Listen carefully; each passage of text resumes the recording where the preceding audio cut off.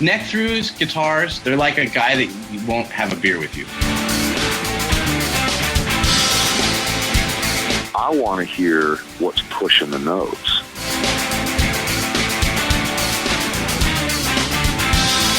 Freddie King and B.B. King, Albert King, and let's not forget Burger King. I don't want to blow my knuckle out. Stainless steel is the work of the devil. These go to 11.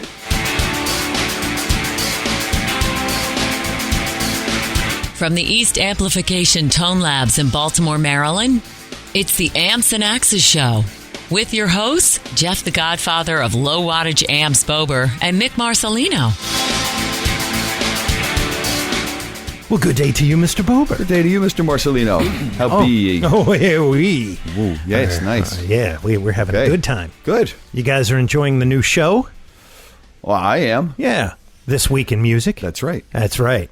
And, you guys are, just being awesome. Thank you so much. Thanks for listening. And listening. We're just going to gush. That's what we're doing. We're gushing. Clean up after yourself. Son. Yeah, And when you do clean up, you got to go to ampsandaxescast.com. Okay. We got a little Amazon banner there. Right. You click on that, you go buy through. Your cleaning supplies. Buy everything for clean up your stuff. And we get a little Maybe kickback. You can buy pumpkins for Halloween. Yeah, exactly. I don't know. Can they deliver pumpkins? I don't know. That would be kind of neat. I got my Amazon pumpkin. There you go. Dropped by a drone. Yeah. It broke on the way down. That's right. And then you got all the other social media on the right-hand side when you go in there and click on all that. Make sure you go out to iTunes. Give us 5 stars. That's it. Whether you like us or not. Do it with a passion. Whatever you do it with a passion. Exactly. And then right underneath the episodes, because now there's 2, you get the This Week in Music and you get our Artist of the Week. Oh, that's right. Underneath of that is our buddy from up north, Jason Tadidas. And he gives us... Quick Lick. That's right. He's quicking them. And he is doing an awesome job. We are going to be interviewing him soon. Settled in and having fun. Yes, because he's got new stuff. He is going to be a guest on the show. We're going to sit there and ask him all kinds of questions. And how do you do this? Yeah. We'll talk about whatever the name of that manufacturer of guitars that Godin, whatever it is. Right. He'll let us know. He'll give us the full skinny. He'll give us the French pronunciation of it. Yes. That's right. And, so definitely show him some love. Right. Go out to his YouTube channel. You can do it. You know how it's probably pronounced George. Well, there you go. And so a little different thing here. Okay. I was, every now and then, because the way my brain works, I get these floods of memories that come in and go out, and I was thinking of this song. It's the drugs, Mick. It's the drugs. I wish it was. That's the problem. It's none. So I had this years ago in a local radio station here, which is kind of popular, is 98 Rock. 98 Rock. Baltimore. And they've been out since like 77. They turned the switch on, and that's, they've been around. That early? Yeah. Wow. Yeah. So there was one day, and this was after, it was probably 1993 when this song came out. There's this band called the Rezillos, Rezillos, the Rezillos. Not familiar. You're not going to be familiar, but they're a hardcore punk band. And the song that they played, and I love this song, and I've remembered it, right? And I had it a little backwards. I thought it was another title, but the title is Somebody's Going to Get Their Head Caved In Tonight. Right? And it's like 2 minutes and some odd seconds of just bliss. And it's cool. It's like, 135 or 145. It's just, it's simple as pie. But I recommend it because it is just one of those songs that if you want to do 90 on the highway, you can put it in there. The Rezillos, Somebody's Going to Get Their Head caved in tonight. Is it either tonight. Kicked in tonight or caved in tonight? I can't remember. We just call it massive head injury. Song. Yeah, and it's going to try to play, and I want to pull it up so I get the full, because it's like iTunes now. Okay, Okay. And I got to Now, is there an complain iTunes rant? I just got to complain a little bit. You know, the people at iTunes, they decide that they want to change the player every single time. And I know that 80 people are going to go, it's so much better now. No, it's not. Because I can't even pull it up. I don't know what the title of this song is because it just gives you a part of it and it won't let me look at the whole thing. But it's like somebody's going to get their head kicked in tonight or head caved in tonight. One of the two. Sounds like a violent little ditty. It's great. It belongs in the punk genre for sure. Oh yeah, You know, absolutely. yeah. It's it's one of those ones I just say go ahead and check it out. It's an old band. I don't even know if they're around anymore. Probably not. If they are, I would like to talk to How like did you one. relate that to 98 Rock back in 1977? They played it like once in like '93. I remember hearing it at like 7:00 at night. It was a Friday. Made that much of an impact on you, did I it? just was like, this is the greatest song ever. Oh, wow. Because you don't think of songs saying those words. Totally. Yeah, I get somebody's gonna cave your head into because the Eagles did somebody's gonna hurt someone, right? And these guys went just the extra full step. bore, just full bore. Right. They're just gonna get their head caved in tonight. That's funny. That's funny. Well, I'm reading the new biography of somebody that didn't write a song like that. At least not that I know of. But a lot of there's probably a lot of self-biographical information in his songs, and a lot of it's also made up. Maybe he wishes he was the guy, or maybe he's just making up things that people go through. But I'm reading the new Springsteen biography, and Born to Run. Born to Run. Yeah, real creative title there. Well, they could have maybe. It pretty much sums it up, though. It pretty much sums it up. But I hear it and I go, wow. That must have been the last 10 minutes, and somebody was like, we're going to the press right now. What are we going to call it? I just called it Bruce. Or anything. Anything. Yeah. But it's pretty cool. I mean, I'm maybe a half a dozen chapters into it. Yeah. It's honestly, it's like being home. Really? It really is. I wasn't raised on the shore, but close enough to have gone there plenty of times. Sure. And, you change out a couple of ethnicities, and it's just like being home. It's very cool. So thanks, Bruce. Yeah, as far as performers go, I've said I've watched that guy sweat through a leather vest, and I'm not a fan. I'll be honest with you. Really? It's okay. I can look. I've been to a show and I was blown away. I was like, this guy is friggin' Energizer Bunny, man. working. Energizer Bunny got nothing on him. I mean, the only other performer in that age group that I would put him up to is not even Mick Jagger. I would say Angus Young, because I mean he is everywhere, and that dude is just. I mean, it's unbelievable to watch him. Mm-hmm. And but even more so than the Stones and AC/DC, they're out there for like 3.5 hours solid. Well, the whole last tour that he did, he may still be on it, I'm not sure, but quite a few of those gigs were going 4+ hours. 4+? Yeah. 4 hours and 6 minutes, 4 hours, 8 minutes. 4+? Yeah. Yeah. I saw the interview that he did, I think it was for 60 Minutes or CBS This Morning or something. He's, and they asked him, well, how's the band handle that? He said, they kind of start getting antsy after about 3.5 hours. People are like, yeah, I got to get up in the morning. Right, We've already gone into the next day. They don't call him the boss for nothing. Boss says you play another half an hour, you play another half an hour. Now, my question is here, because I know that most of these venues, there's a time.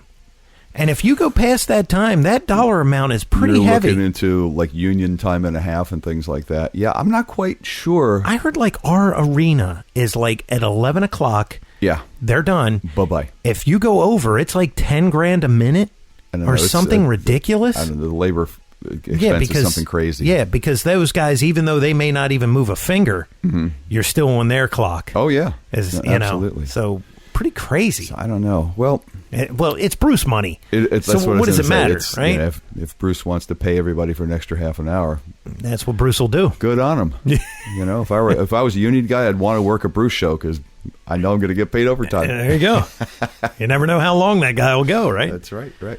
Well, speaking of shows, we have a guitar player that's playing in an interesting band that's doing a cool show nowadays. They were doing some arena stuff, along with another big arena band, but now they're doing solo shows, which is a little more intimate. Yep. Yet equally as scary,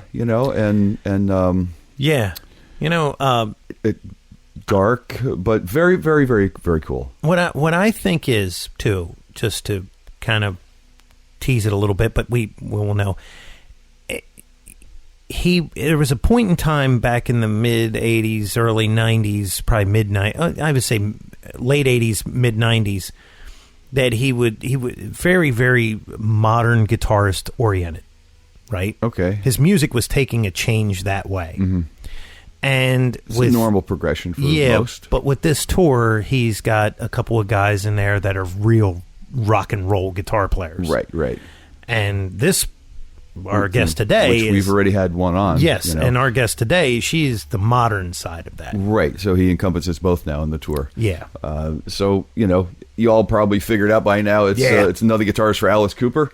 So we are going to take a quick break, and we're going to be back with our guest of the week, the one, the only, the shred misses. The Hurricane. The Hurricane, that's right. We'll be back in a minute with Miss Nita Strauss. Hey, this is Sully from Sully Guitars, and when I'm not drinking a Dunkin' Donuts iced coffee, or when I am, I'm also listening to the Amps and Axes podcast. All right, we are back as promised with our guest of the week, the one and only Nita Strauss. Nita, how are you? I'm doing great. I'm up here in snowy Canada trying to stay warm. But other than that, pretty good. Which coast? Which coast has snow? Or does it all? I don't know. I'm not on the coast, okay. I don't think. I'm in the middle somewhere. Wow. I'm in the middle of Canada. There's not as much in the middle as there is on the coasts, just like this country. It's not as much in the middle. Yeah. No, But it's cold. Well, some here. That's all I know. I have it's funny, I've been touring since I was 15 and I still have like a very limited idea of where things are in the world. But I can tell you that I'm looking out my hotel window right now and I see snow. Wow. Yeah, that's great because that means it's coming. We're complaining that it goes down to 40 something at night. Right now. Yeah. Where did summer go? That's too cold for me. I'm from Los Angeles. Yeah, all of it's too cold for me. We're in Baltimore, yeah, and we're getting these weird summer and then straight into winter, and then like from winter right into summer. The weather patterns are changing, so it's like breaks. It is. But at least we don't have snow. So we're not snowed bound yet. That's right. That's right. Good. So I got a story. Okay, then. Because this is how I do my thing. I always have a story. So I noticed Nita back in the Iron Maidens, right? And it's all through YouTube. Okay. Tons of YouTube stuff. And matter of fact, it was a NAMM show video of her and Courtney doing an Iron Maiden song at like Roland Booth or something. Okay. That's right. And then as time has gone on, I've just followed and I've watched, and I saw that she joined Alice Cooper and all.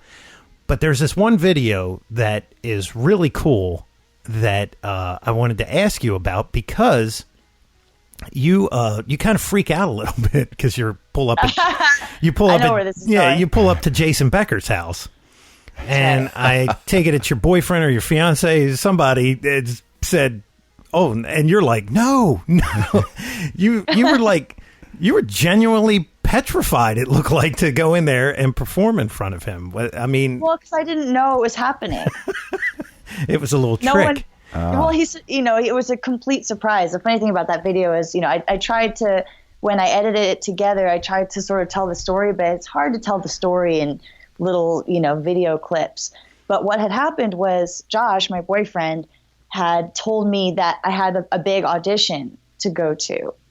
And that I had to learn this complex piece to audition because there's a lot of other guitar players and I had to show everybody up. So he goes, you have to learn something really complex. So he suggested Perpetual Burn. And I said, well, why can't I play a Malmsteen song or something I already know, just brush up on it. He said, no, it has to be a Jason Becker song. you really have to show everybody up because these are guitar players, and so I learned, the first half of Perpetual Burn in like 4 days. And then he just kind of stuck me in the car and drove me 6 hours up to Jason's house. Oh my God. That is crazy. And it was really an incredible experience, to get to give something back to somebody that's inspired me and so many other guitar players so much was just really amazing. Yeah, and incredible. His story, if you ever get a chance to see that documentary, it's unbelievable because he was right at that cusp of, he was in David Lee Roth's band. He was going to be, he was going to be the next Steve Vai. Mm-hmm. And quite frankly, I mean, as far as it goes, the guy probably would have surpassed Vai's capabilities. Technically, sure. Because he was doing stuff at an early age that was, it almost doesn't even look real. Like you watch some of the it's old, incredible. some of the old videos, and it's just this blaze of just crazy. His hands are left hand, right hand, everything is just flying all over the place. And then he's like a yo-yo. He's doing this solo. I was going to say, have you guys seen the one with the yo-yo? The yo-yo insane. is my favorite one. Yeah, I haven't seen it. I'll have to look. In the documentary, right? There's some guy, I think he's like a rapper. And he says, Jason goes, so what did you think of he goes, I really screwed up the yo-yo trick that I was trying to do. And he goes, what the hell are you talking about, man? He goes, you're up there. He goes, you're worried about the yo-yo? Yeah. Well, there are priorities. There are priorities. Priorities. Jason's working on a new album. Yeah, I heard. He has an Indiegogo, so definitely want to encourage everybody not only to check out, the Jason Becker's Not Dead Yet documentary, but also to go check out the Indiegogo and support the funding of his new album. Yeah. Awesome. Yeah, because he'll have all the big players come in. Is he going to have you come in? I doubt it. There's a lot better guitar players than me to do it, but I'll listen to it and I'll support it for sure. Yeah. Well, Greg Howell will probably be one of them because he was on the last one, if I'm not mistaken.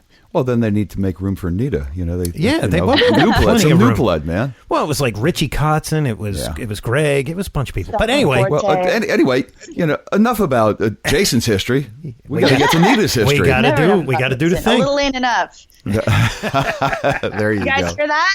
Yeah. A little ain't enough. Absolutely. Well, I'm going to do with you what I do with most of our guests, and we're going to jump in the Wayback Machine and find out where Miss Nita Strauss was born and raised and what got you into this crazy, great world of music. So give us a little history. Well, I'm from Los Angeles, California, born and raised. Born in Santa Monica by the beach, so I'm a beach kid. I'm not all this snow stuff we've been talking about. I'm not into it. And I started playing guitar at 13. My dad was the one that got me my first guitar and really got me started on my musical journey. Was he musical? Was anyone in your family musical? Yeah. It actually goes back to the composer Johann Strauss on my dad's side. Wow. I thought I heard some that. lineage. My dad was a musician as well. My dad played in bands, and my dad plays a little bit of everything. He's sort of a jack of all trades, multi-instrumentalist. Nice. And he's the one that got me my first guitar, my first Squier Strat, like everybody else's first guitar. Wow. Except the first thing I did with mine was take that white scratch plate off and put a black one on, because I just literally from the day I got my first guitar, I was customizing my guitars. Look at you. Wow, that's pretty cool. Now. That's awesome. And you know what was really cool is she's young enough so that her first guitar is actually a decent playing guitar that you could not get discouraged in playing. Probably Japanese made Squier Strat. No. It was the one it was like $99, and it comes with an amp and a cable and like a bunch of picks and a capo and like a songbook. Really nice. The whole Christmas package. Yeah. The whole Strat pack. They still make that? I'm sure they do. I'm pretty sure that shows up every Christmas in Guitar Center and other large chains. Well, I got the Ibanez one for a friend's daughter recently. I got the Ibanez. Ibanez has their version of the starter pack. So I know the starter packs are out there. I'm not sure if the specific one that I got. I mean, mine was, I think it was $100, and it literally came with literally an amp, a cable, a tuner, I think, a capo, like all this stuff. So I wouldn't say it's what you'd call like a great playing guitar now. Well, we're speaking in relative terms. Yeah, because Right. we're older, and like when we bought guitars that were affordable, you had to have hands like the jaws of life. Right. Right. The strings were 3/8 of an inch off the neck. Yeah, and, you weren't Right. playing fast. You No. had to have Stevie Ray Vaughan hands. and it did more discouraging than encouraging Absolutely. for players. It's like, I Yeah. can't make a C chord. I'm done, I did that. I remember actually, I just told the story the other day. I remember actually bursting into tears because I couldn't play an open G chord. Wow. Like as a young guitar player, I remember I just lost it, because I started out, listening to Vi and Paul Gilbert and Marty Friedman and, Megadeth and Metallica and stuff. All my heroes were always the fast players. Mm-hmm. And I remember just thinking, if I can't play something this elementary, how am I ever going to play that stuff that I like, And I was like 13 at the time. But I remember that moment of discouragement of not being able to play an open G chord so vividly. Yet you persevered. Yeah. Yes, you have to. I feel that way about techniques all the time still now, but it's just like harder techniques than the open G. Yeah, if when I was growing up, those people were around for me to listen to. Yeah. Yeah, probably wouldn't have picked up the guitar at all. Well, it is because I was in that middle section, right? Mm-hmm. It was like Priest and Iron Maiden, and everybody just kept getting better. I know. It was like, God, this machine isn't slowing down. It's just going faster. Right. And it was like, you had to jump on. And then it was like, oh my God, this guy's even quicker than, and then Yngwie came out and it was like, well, I'm this is my governor. I don't even know where else to go. Right. Yeah. And that's actually how I started learning how to play, was from Yngwie Malmsteen and Play Loud. Wow. Yeah. Well, you That start was the first one I had. The first instructional tape I had on VHS with a little book that came with it, and I was nowhere near good enough to be playing that stuff. But that's how I started out. Oh, first I'll show you fast, and then I'll show you a little bit slower. Like, I know. and that's how I learned how to play guitar. From that and John Petrucci Rock Discipline. Oh my God, I have that one, and I watch that one. I just watch it for entertainment because Totally. I'm just like, Right. I don't know what he's doing. He's like, here's 200. He goes, here's 250 beats a second or something. He's, I'm like, yeah, okay. But the Yngwie one. He goes, this knob controls the heat of the sun. Well, with the Yngwie one is kind of funny because it's like that was arrogant Yngwie, before he wrecked the car. Mm-hmm. Right? Isn't it all arrogant Yngwie? No, actually, right now he's kind of a nice guy. I heard he's a real comical. It's relative, but yeah. Oh, really? Has he gotten some he's- humor in his like life if you too? see his rig rundown with Premiere, it's actually hilarious. Okay. Because he's like, you can see this and the Wall of China talking about his Marshall amps from the moon. He's probably true. It's probably correct. Yeah. I've never seen a stage setup like that in my life. Oh no, it's crazy. So you were starting off with, how did you even, I guess you could do it. It would be at a much slower pace, but you would get these fundamentals that would advance you probably quicker than normal, I guess. Well, she's obviously a quicker than normal learner. I don't know. I guess it was just sheer force of will. I didn't have a guitar teacher. My dad is the one that taught me the basics, but he's not really a lead player. So it was really just like sheer stubbornness. If you guys have wives and girlfriends, when they want something, they get it. And that's what I wanted. So I got it. Wow. All on your own too. Now did your dad begin to teach you any theory, or did he teach you theory? And if so, did that kind of help or hinder what you were trying to do? Does theory exist in your playing? Because I just don't know. Not much, no. Okay. As far as real theory goes, I taught myself the basics, the basic modes and the stuff like that from resources like Ultimate Guitar and Gemsite. That's where I got a lot of my knowledge. Mm-hmm. As far as what my dad taught me about theory, it was more like, here's where the notes are on the neck, and here's here's how they relate to each other. Here's a major and a minor and all that. But then as, circle of fifths and the basic modes I got on my own. And then beyond that, I wish I knew more, but I don't know much beyond that. Well, it seems that seems to pay off. It seems that you know more than enough to to be in a few very cool bands at this point. So it's like Marty Friedman. Marty Friedman goes through and says, "I made up this scale," and then people that know theory go, "Well, actually, that's an exotic, Mixolydian, blah blah blah." And it works just fine for Marty Friedman for him to say, "I just made this up." So it works for me too. Sure, absolutely. Yeah, I mean, I don't think you have to know extreme in-depth theory to get where you want to go.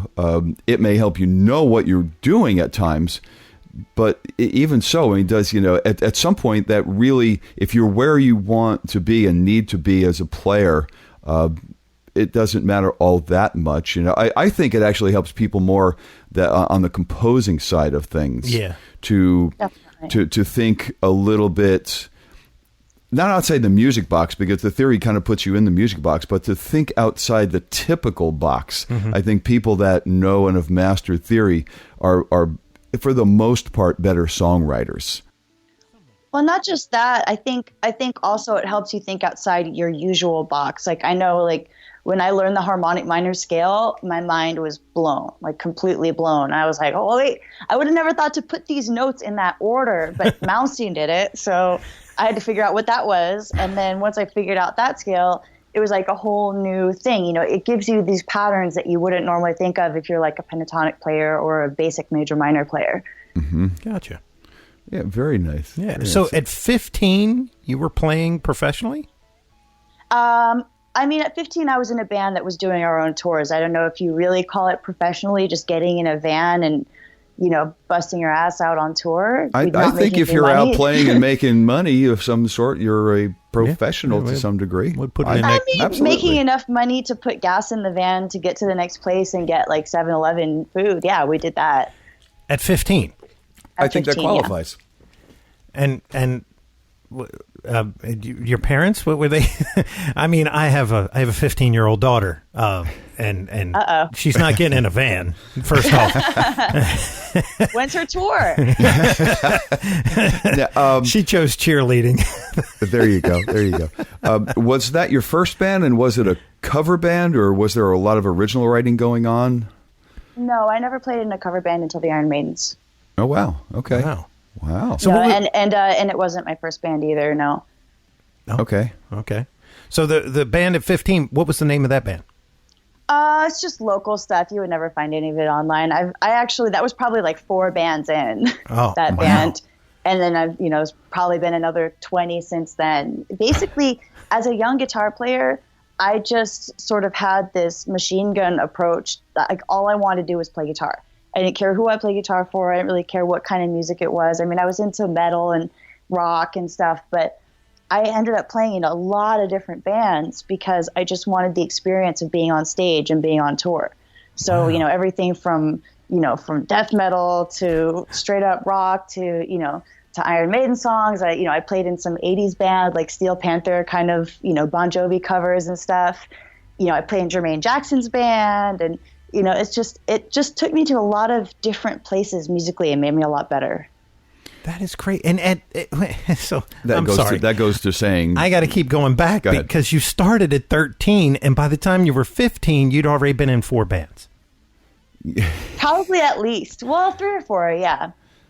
Holy hell! That's. you must have been practicing. Telling people how old I was at that point. But you must have been practicing day and night. Wow. Yeah. Didn't everybody?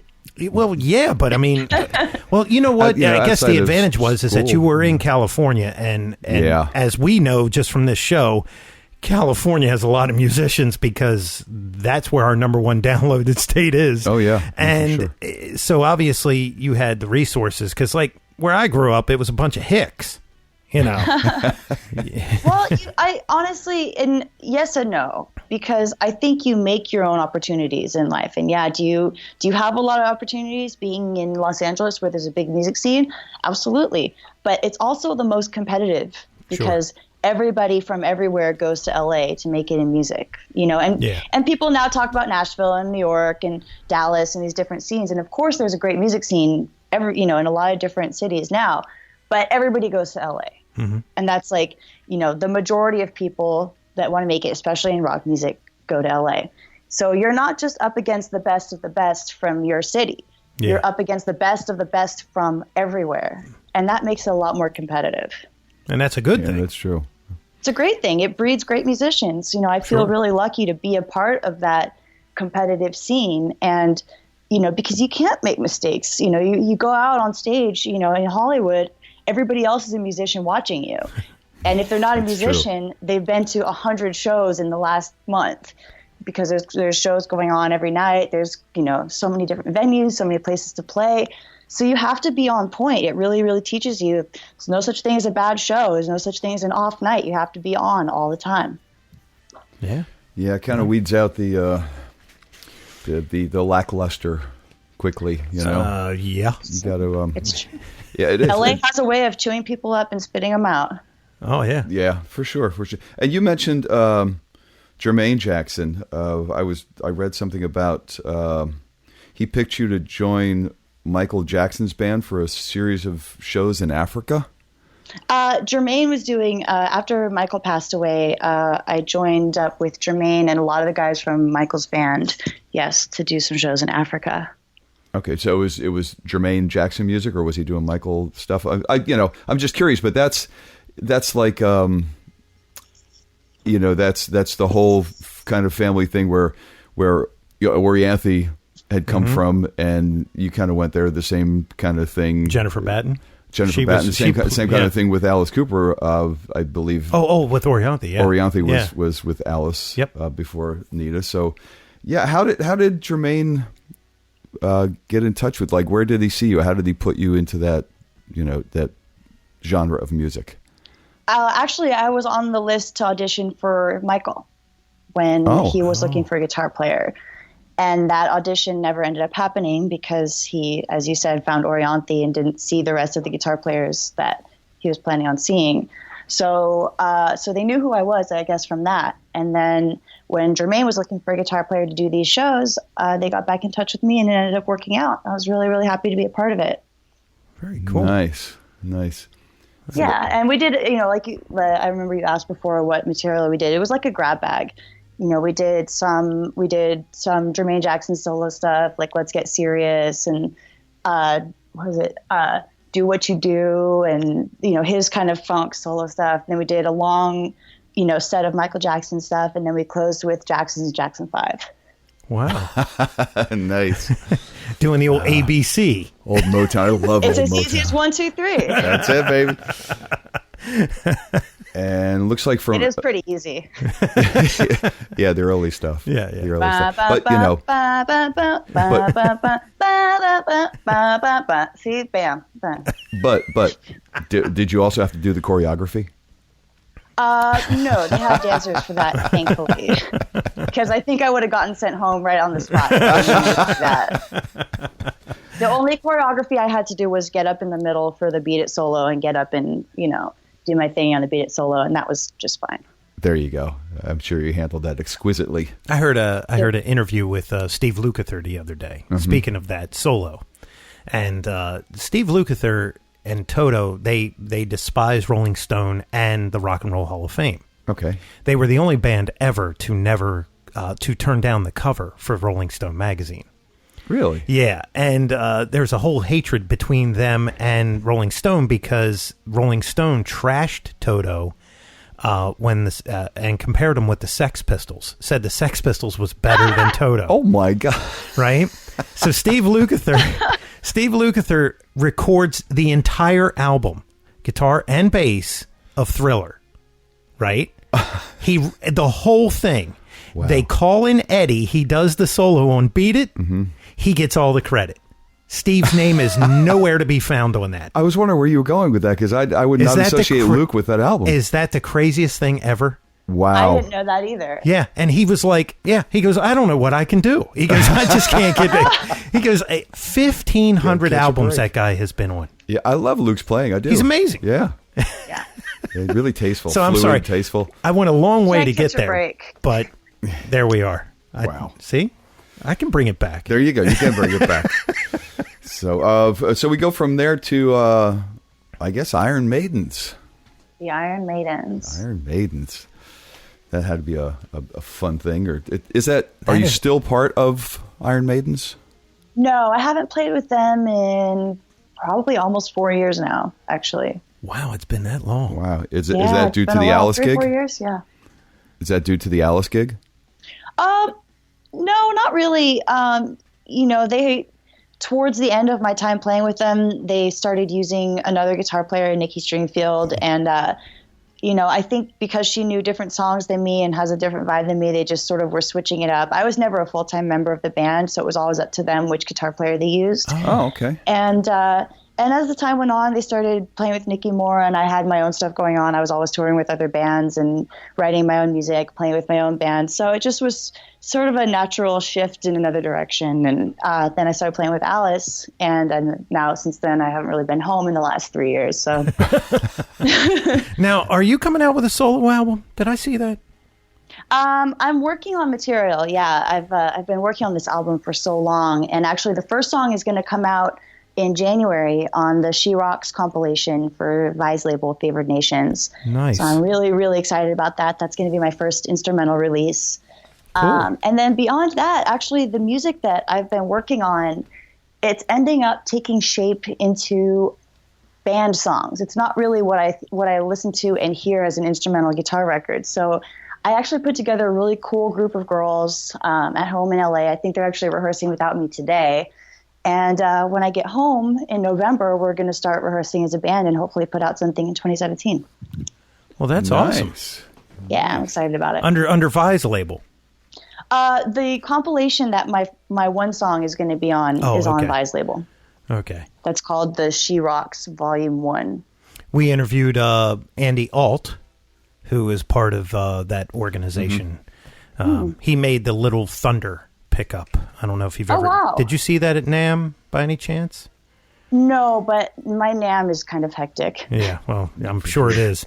I don't really get to enjoy it the way that most people do. Andy made a pickup that takes your A and B string and turns it into a bass guitar, bass, basically. and then through a processor, but it still keeps. It's very, very sophisticated, but it's a pretty cool device. And he's Your A string and your B string? No, I'm sorry, your A and E. E and A. Yeah, Oh, E and A. okay. Yeah. I was like, wait, what? Are you talking about a 7th string? Like, Sorry, Oh, there you could do it with seven. it was a long drive. It was. Did you get where you were going on that I drive? sure did. I Okay. landed here. So, wait a minute. During those years, the early years when you were out gigging, what were you using guitar-wise and amp-wise? man, my rig has changed so much over the years. Good. Back in the day, I was actually playing Gibsons, to believe it or not, because most people, associate me so strongly with Ibanez now because I'm such an Ibanez player now. But I didn't even get my first Ibanez until I was 18. Wow. So I still have them. I have a Gibson 84 Flying V. I have an SG Special. I have a Washburn. I've got that Squire. And that's basically what I was using out on the road. And then I usually don't like to say amps are bad, but I had the worst amp ever. I had a great Blue Voodoo. Oh, okay. Guess what? Yeah. I had one of those too. And here was the terrible, weird thing. right? It was the worst. Okay. But did you know it was the worst? Because I didn't know it was the worst at the time. Because I had got it from the other guitar player in my band, and I didn't know how bad it was. And she changed to a Marshall, and I was like, oh man. Yeah. So here's my story about the Blue Voodoo. I wanted to punch Sammy Hagar so hard in the face because, see, he endorsed that amplifier and everybody else did in that band, and those bastards didn't even use them. They were just carcasses. That's all it was. It was just a paycheck, right? So I picked this thing up, sight unseen, by the way, and I plugged this thing in. I'm like, what is this buzzsaw and why? Buzzsaw is the perfect oh my way God. to describe it. It made more noise without even a note coming out of it than when you were actually playing out of it. It's true. And at the time, I didn't know what a noise gate was. I'm sure we'll get more into the gear side of things shortly, but use any pedals at all. I despise compact pedal boards. I've never used one. Wow. And yeah. And she's got a rack. So at the time, I didn't know what a noise suppressor was or a hush. And now I know everything about all that stuff. But at the time, I was just like, this is what it is. This is what we got. You know, I didn't know about, you know, I had humbuckers in my guitar, but I didn't get into the gear side of things until later on. So, you know, I didn't think about getting a deactivator pickup or anything like that would cut all that noise. So I was just sitting there banging away like a dummy. With the ocean coming out of the amplifier. I do have to tell you one thing, Mick, and then we can continue a little bit on gear, but you have never admitted to me that you had one of those amps. You know why? Because, okay, so here's how it went, right? I'll tell you. I had the dual rectifier that you modded, and then I got rid of that because it was ridiculous. I mean, I was blowing speakers out of cabinets. You had the Blue Voodoo after the rectifier? I had it after. Wow. Well, what happened was I didn't have an amp, and then I got a call. I had an amp, but it was nothing that could compete. Not appropriate. Yeah, for metal. And then I got a call, and the guy goes, hey, and I was like, okay. And I was, you know, it was like, hey, $500. And I just got it. And I was like, what? You know, and then it was like, I literally, this is how it went. And I'm sure this is how you had to do it, Nita. You would play, and you had to have the foot switch right there to go into the clean channel as soon as you were done. Because if not, you could not even talk to a band member. Wow. Yeah. It was ridiculous. And I took this thing on Warped Tour, by the way. Oh, my Lord. Yeah. That terrible, terrible amp. Yeah. I took it on Warped Tour. We have bashed the hell out of Crate today. That's awesome. Yeah, I'd have been on the tour going, I got an amp. Yeah, can I borrow yours, though? Yeah. Well, that's when you got to write your little rider for your backline. You know? Exactly. Yeah, exactly. Bring up a JCM 900. So you don't use pedals at all. Let's get to where that happened. Did you have bad experiences with pedals first, or you just decided you weren't going to go that way? Or I don't like them. I never liked the pedal dance. I'm a live performer first and foremost. Like I like being in the moment and being on stage and, you know, interacting with the audience and, you know, focusing on my instrument and my show. The last thing I want to be thinking about, especially once I got more into the gear side of things and more into the, you know, the different effects and different sounds and all this stuff is, okay, I have a solo coming up in 4 bars. Okay, I better turn my noise gate off, delay on, chorus on, and 3, 2, 1. Okay, hit the boost. Like, I can't do all that stuff. It's just, I just don't want to do it. And I don't have to because all my stuff is rack mounted and I use a MIDI controller for everything. So I hit one button, boom, noise gate's off, delay is on, compressor's off, boost is on. It's easy. So do you use pedals in the rack? They're just MIDI controlled through switchers, or are you rack unit kind of player? Rack. I use a Rocktron Prophecy 2 for all my effects. I've actually had the same unit since 2008. It's never gone down on me. It's never had any problems. One button broke on it, and I've been touring with that thing for the better part of 8 years. That's a good piece. Yeah, it really says something about that. To take road abuse for 8 years. Yeah, that piece is. They put a lot of R&D into that thing. Wow. I think a lot of their other stuff suffered from that rack piece. Put all the money in there. They put everything into that thing. And I knew a guy that had some good stuff, though. Rocktron has some good other stuff. Oh, yeah. Besides that. Yeah, they stumbled. So the story about them is they stumbled a little bit because the guy who actually invented all the stuff at the beginning, his name is Buck Waller. Okay, and there was like this family feud. It's really weird. It was strange. His brother overtook the company, but had no engineering experience whatsoever. And Buck was an electronic engineer, and he knew how to work with these amps, right? So he started ISP Technologies, which now gives us the decimator and the G's, all that stuff, right? And the Rocktron as a whole, they kind of suffered at first, but then what they did was he got smart. And he hired really good engineers to come in, and they were able to revamp their line. Nice. And the Prophecy 2 was the one that really, did it for him because that thing is amazing. Wow. Yeah. That's what I've been using. It's really nuts. I just got a backup for it this year. That's crazy. Cool. So you don't that's the only unit that you use the effects out of, right? That is the only thing I'm using for effects. Yes. Wow. And then the Black Star amps are your endorsement. right? Actually, for the last few months, I think it's been about 2 months now, I made the jump. I'm officially a part of the Marshall family. Wow. Oh, nice. Yes, I'm a part of the Marshall artists, and it's, Cool. I couldn't be happier. So Ryan and Tommy got to you, right? More like the Black Star got to me, actually. Gotcha. But yeah, now we all are using Marshalls, and it's a very cohesive sound. You know, I don't know if you know this or not. We interviewed Ryan a couple weeks ago. I did know that, yes. Oh, okay. Yeah. Yeah, He had a great joke, by the way, that I put at the end of the show. Okay. What is it? Tell it to me. It's how do you know when a person's a vegan? They tell you? They tell you. They that's right. fucking Yeah. tell you, They is what he fucking said, tell yeah. Of course. What did he say? They fuck with you? No, he says they fucking tell you. Oh, yeah. Yeah. See, I didn't even know that joke, but I already knew what the answer was going to be. Why, are you a vegan? No, I just Okay, have good. met vegans. Okay. Exactly. Well, you live I in, had to ask, you know. She lives in California. You can't I you had can't to throw ask, a right. stone without Yeah. hitting 5 vegans. Exactly. That's true. Well, it's the same thing with CrossFit, and it's the same thing Oh, with, yeah. People that have Wagner amps, which I have, and anybody that has, like a modded, cool, Malmsteen Strat or something. It's the same thing. You have something that you're excited about, you tell people. Totally. Yeah. Totally. It's like Harley people. Oh, exactly. Yeah. You know? Exactly like that. You can't just own a Iron Harley. Maidens fans. Yeah, oh, my God, yeah. Oh, for sure. For sure. Where was I going to go? I saw something on the sheet here that interested me. In 2014, you signed on as the official in-house guitarist for Los Angeles Kiss Arena football team owned by Gene and Paul. That's true. So, have you been able to do that? You're touring so much. Have you been able to actually be in-house for games and play guitar? Because they even added guitar players to the Ravens marching band the past couple of years. Yeah, I've seen that, yeah. That's rad. Yeah. Until it's 20 below. Right.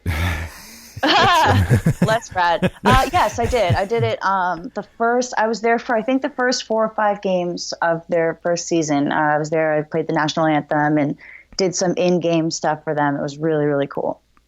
That's awesome. That's pretty neat. That is pretty cool. Yeah. Well, as a guitar player and as a proud American, getting to, and as a huge, huge sports fan and NFL fan in particular, getting to play the national anthem at a football game, even if it's arena football, was still definitely a bucket list thing. So I'm very, very, very glad that I did that. And really if the cool. Seahawks ever call you, that'll probably be the day you'll really check that list off, right? I will get on a plane from wherever I am and pay for my own plane ticket if the Seahawks ever call.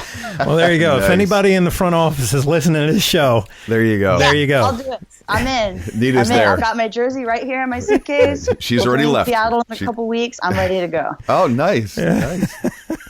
Hey, you never know. You never know who's listening. You never know. Yeah, man. I only brought one jersey with me on this tour. Usually I bring a couple in case one's bad luck. I only have one with me right now. Wow. Well, hopefully it's a good luck jersey. Yeah. So.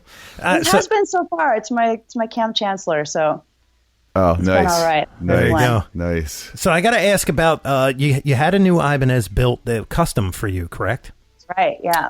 Now, are they talking endorsement? Not endorsement, signature model? It would be a dream come true for me. We haven't had any real talks about it yet. Mm-hmm. I'm hoping that this custom model is the first step down that road. Mm-hmm. And it's definitely gotten really, really, really good response from people because I'm a huge Ibanez fan. I started playing guitar and most of my heroes were Ibanez players, Vi and Satriani and Paul Gilbert. And in designing this guitar, I really looked at all the specs that I always wanted and was never able to get on the same guitar. Mm-hmm. So they don't make a neck through S series, which is what mine is. They don't make one with an ebony fretboard. They don't make one with a ZR bridge. They don't make one with the top 4 frets scalloped. And so I kind of put every little nuance that I would want on the same guitar into my guitar. And it's definitely gotten a great response from people. That's a neck through. Yes. Wow. And it's the same thickness as a normal S, right? Mine actually is a little bit thicker because it's custom shop made and they can't get the body quite as thin as the factory S. Okay. But I feel a difference, but I'm picky. It's like probably by millimeters, a little bit thicker. Gotcha. And then it's got the 5-piece maple and bubinga neck, like the RGT series, Super Wizard neck. Yeah, they're with titanium rods. Nice. Yeah. Nice. Yeah, that thing's like stable as a, that's the one thing, and I will give Ibanez this. They do so much R&D that when things fail, they actually go back, redesign, and improve on that design, especially for their Prestige line.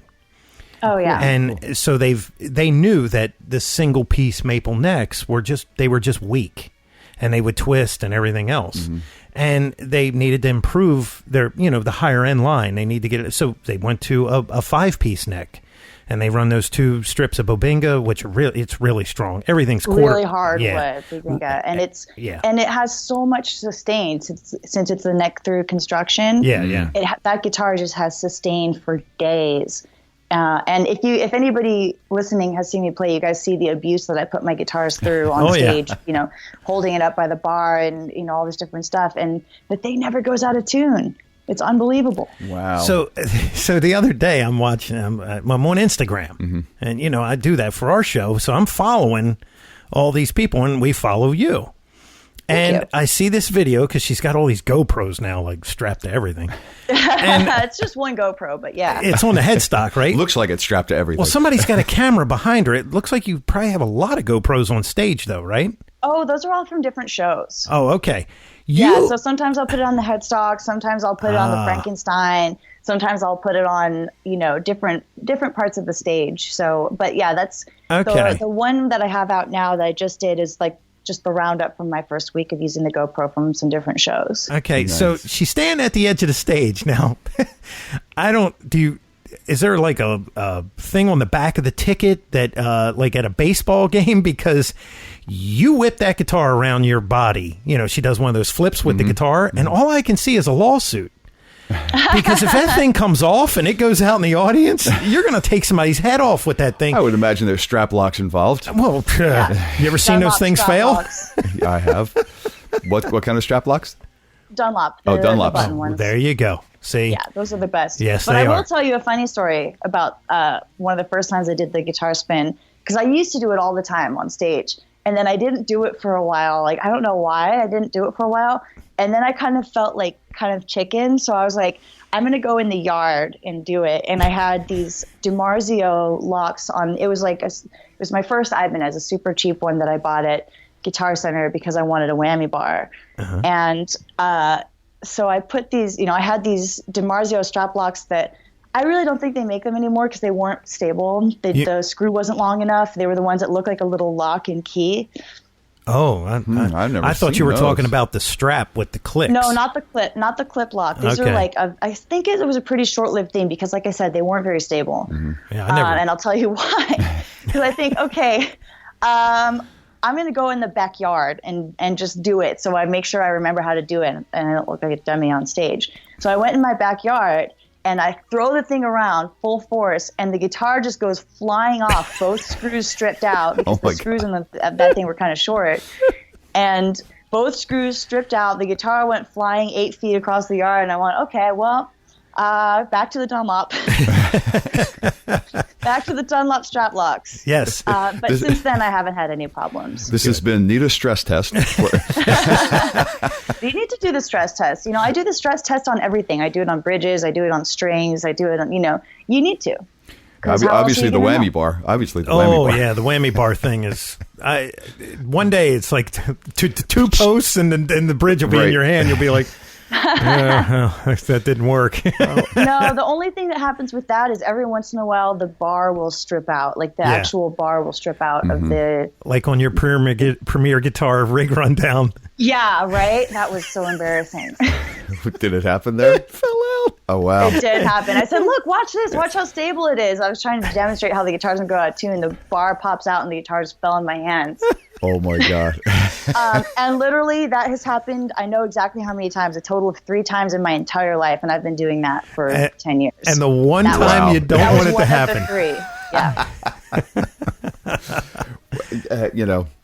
That's why they call them accidents. Yeah. Yeah. But, and it's funny because you talk about the Dunlop strap locks, and that's what I ended up putting on my SG. Mm-hmm. The shallower ones, everybody goes, oh, you got to use the shallower ones. And I'm like, there's a nut on the back of those things that literally when the nut comes off, the whole strap comes right off. Yeah. And those nuts are prone to loosening up. Yeah. And I'm thinking, why would you ever do that? Because, see, the clip on the Dunlop is on the inside that faces the guitar. Yeah. Yeah. And you have to depress the button and pull it out. Mm-hmm. And I tell you, my old Carvin had them. Never failed. And I used that thing so much, and I don't know if yours are black. After a while, you wear that black off, and you get to the brass. Yeah, you wear the anodized off. Yeah. Yeah. So definitely good strap locks. The shallowers. I Sharpie mine. You Sharpie yours? Yeah. Does everything have to be like that black? Like, oh, there's a worn piece of my strap lock. I must make it black now. Oh no, I'm just kind of a perfectionist with my gear. As you whip it around like that. See, I would freak out, man. Well, obviously the guitars are stable. I mean, that guitar is probably stable enough if she was to do a shed gig tonight. Yeah.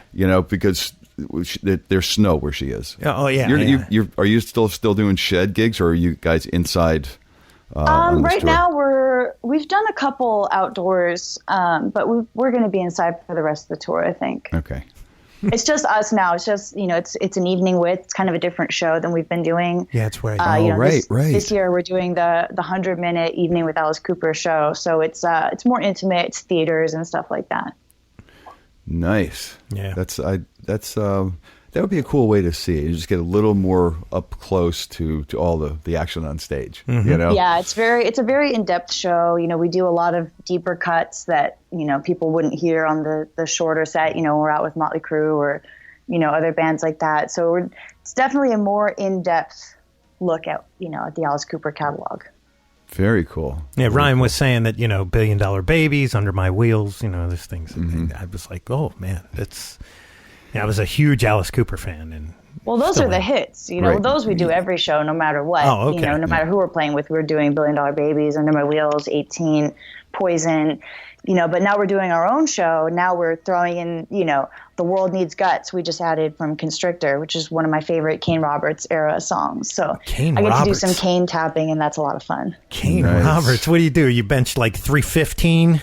Go out and do some. Working on it. You go out and do some squats. Because Kane was like a bodybuilder. Oh yeah. Wow. I saw him snap a guitar in half one day with his hands. No, you did not. I shit you not. Yes, he broke that YouTube? thing. Where the hell was that? I think it was on MTV. It may be there, where he took the guitar, literally just put it over his head like Bo Jackson with a baseball bat, and just snapped it in half. Find that video. Will you tag me in that? I tell you what, I'll try to find that thing, because I remember watching it, because he was a monster back in the Alice Cooper days. Now, he finally stopped doing that. Oh, good. And he got to a normal size, but that guy was yoked, man. Wow. Was it one of those machine gun guitars, or was it a regular guitar? Because the machine gun one was cool. You're testing the old man's brain here. I don't think it was a machine gun. I don't think it was that. You just remember the event, not specific details. Yeah, I remember him snapping the neck right on that thing. I was like, what kind of gearhead is this? What kind of gear interview is this? You don't remember what kind of guitar he was playing. Really? Come on, Mick, what color was it? What gauge strings were on that damn thing? I have no idea. I'm just messing with you. Good. Keep messing with it. Well, It's fine. Nita, if you listen to this show, I usually screw up everything, so it probably didn't happen. I'm going to Google it. Yeah, there you go. What was I going to ask? Wireless. Do you use wireless? And if so, what kind? Yes. I use a Shure UR4D wireless. Yeah, they're pretty cool, pretty nice units. Mm-hmm. Yeah, they're definitely. I was actually using the Line 6 relay for a very long time. That's a good one too. And I'm a huge proponent of the relay. I think it's a great wireless. I think of all the what's the right word I'm looking for? Of all the affordable units, let's say, like of all the not crazy expensive pro level units, I think the Relay is probably the best bang for your buck because it gives you the least amount of interference. It gives you, you know, very, very clear tone. You don't lose tone like you do with a lot of those other less expensive wireless units. You know, the Relay is extremely, extremely clear sounding. But once I got the UR4D, it you know, yeah. I'm not going back, but right. The Relay's good. Yeah, the Shure, and it's so funny because I still talk to Phil Oliveri, and Phil he's solo Dallas. I don't know if you know who he is, Nita. I don't. He came up with the Schaefer replica from the Schaefer Vega wireless diversity system. Yeah, that was the first wireless, true diversity wireless systems that were invented back in the Van Halen days and AC/DC. And it is so funny how, you know, these new units now are all digital.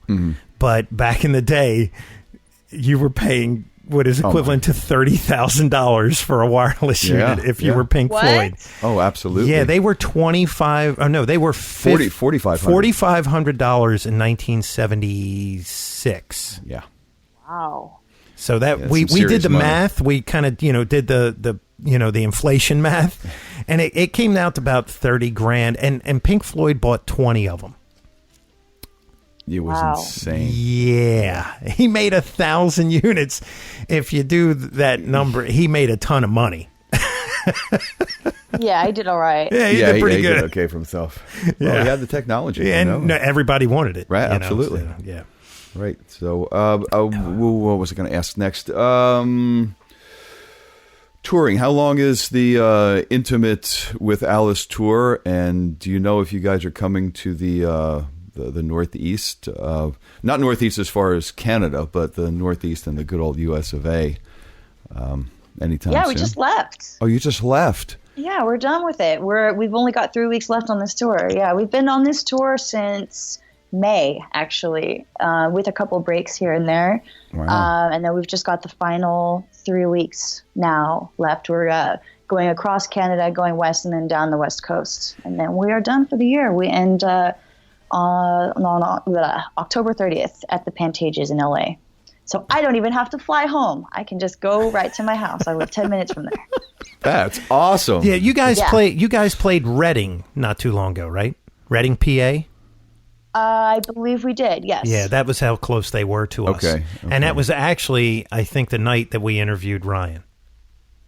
Oh, it might have been. Sounds right. That's about 2 and a half hours. Two and a half. Yeah. Mm-hmm. So we we'll have to wait till next year. Yeah. Yeah, we're done. We're done for the year in November. You know, and it's been a long year. You know, I did a couple months of clinic tour by myself without Alice, and then we did about, I want to say 6 or 7 months with Alice. So it's definitely been a long year on the road. I'm looking forward to being home a little bit.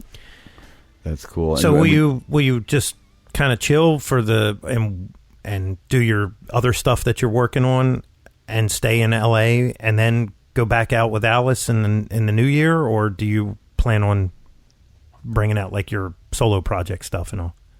Oh, we'll see what happens. You know, right now, really, we're all kind of like laser focused on finishing out this tour before we really make any concrete plans. I'm probably going to be home through the end of the year. I have a couple of gigs I know of, but I'm most likely going to be home through the end of the year, and then we'll see what happens next year.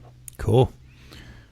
Should we be keeping our eye out for any release from you, band or solo or anything? Oh, absolutely. Yeah, definitely. Once, I have to get home to do it, but once I get home, I'm definitely hoping for a 2017 release of my own stuff. Nice. Very good. Yeah. And it'll be it won't just be all you. It'll have other members playing the instruments. Yeah. Okay. Oh yeah. I'm not a good enough drummer to play the kind of stuff I write. I just write it. I can't play it. And, yeah. Why should you be able to? I program the drums, which is funny because I love, it's sort of a hobby of mine is Pro Tools and recording. And, I do a lot of sessions. That's like basically my bread and butter when I'm off tour is, playing on video game soundtracks and guesting on people's albums and this kind of thing. So I got really good at programming drums somehow. So that's what I really like to do. And I program this stuff, and then other drummers, like my boyfriend, who's a drummer, goes, "This doesn't make sense. Like, this isn't what a drummer would do." Now, what do you use? I just program drums to complement the guitars. Mm-hmm. What do you use for the software? Superior Drummer. 2.0.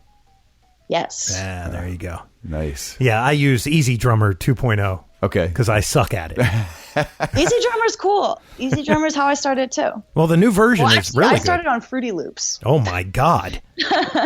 But Easy Drummer, I think it's a great way. They have all those loops and stuff are so easy to use. It's awesome. Yeah. I wish, and I know we're getting into the MIDI side of the world, I like to manipulate.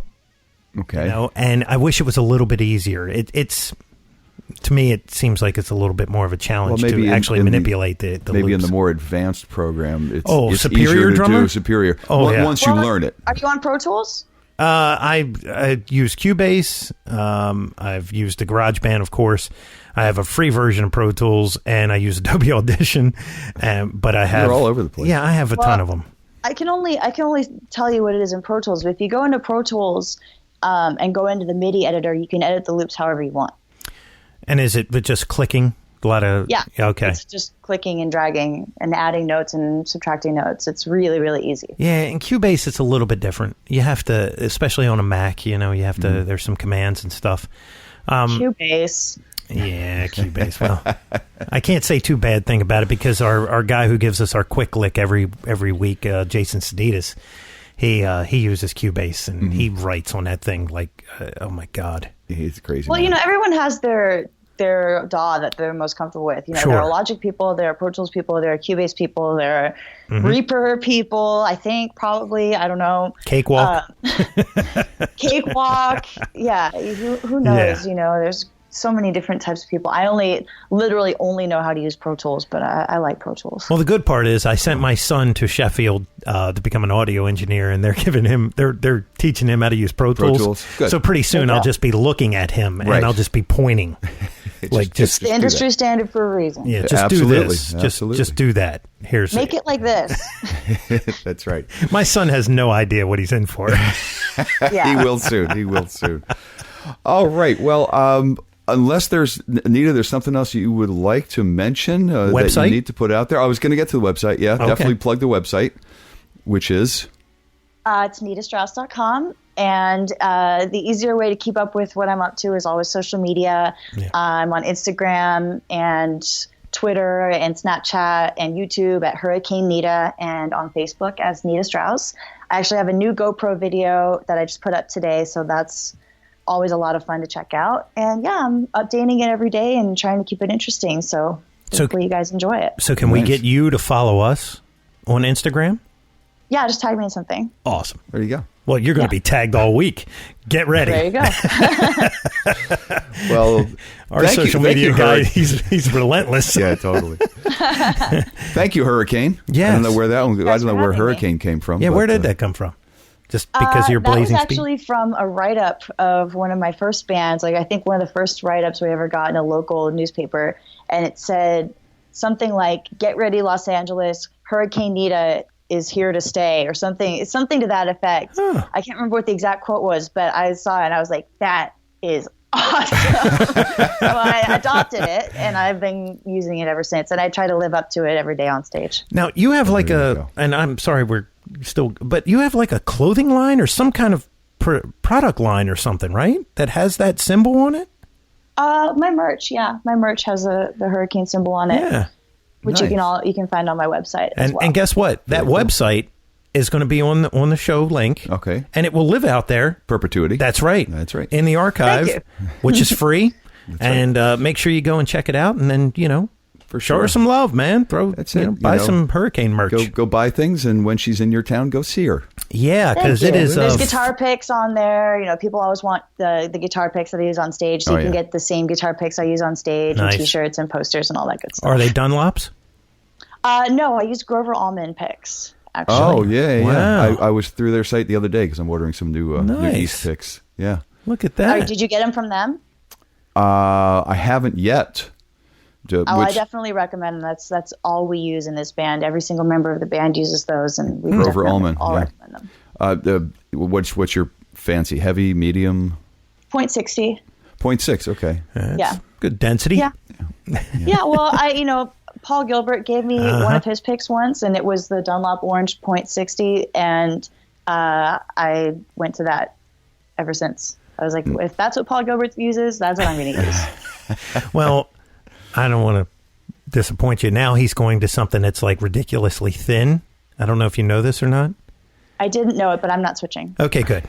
So I went the other way. I like mine how they are now. So Paul has this weird thing, and we never asked him about it. We interviewed him.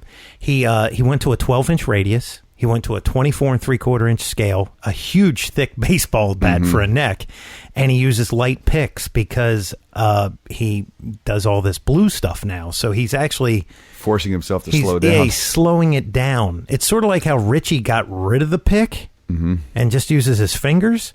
Right. It's something I don't know.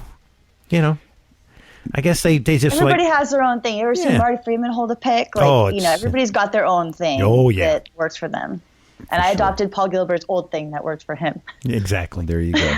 Yeah. Well, keep using it because it's working for you too. Yeah. Thank you very much. Yeah, it's very interesting to watch you play because I'm like, man, every now and then I go, okay, I've seen it. Oh no, there's a new thing.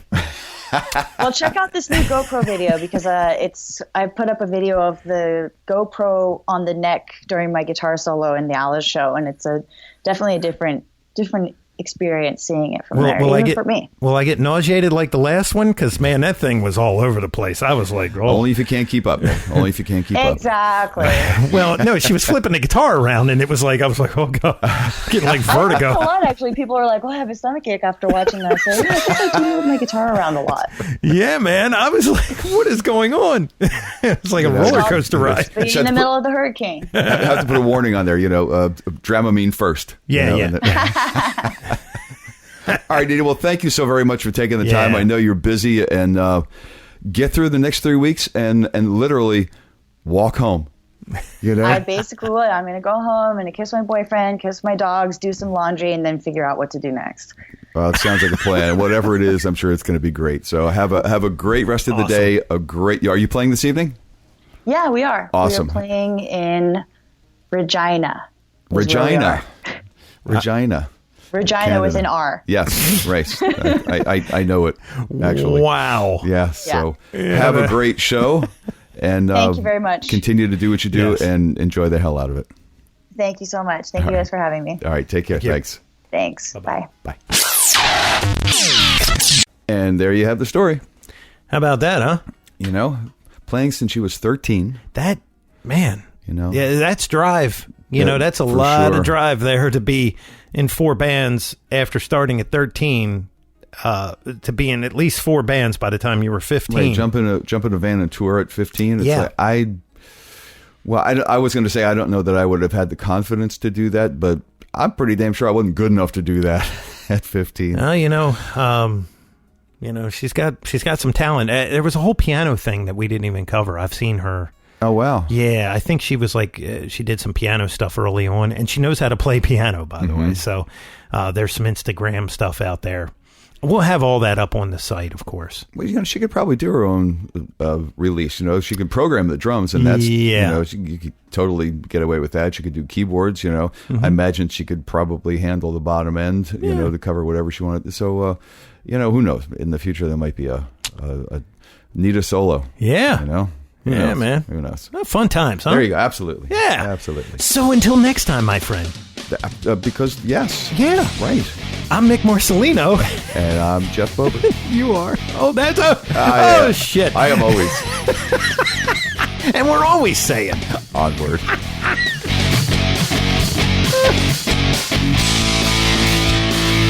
Be sure and follow the show on Twitter @AmpsandAxes. Also, make sure you like the show on Facebook. For news, comments, and everything else, visit the webpage, ampsandaxescast.com. Thanks for listening.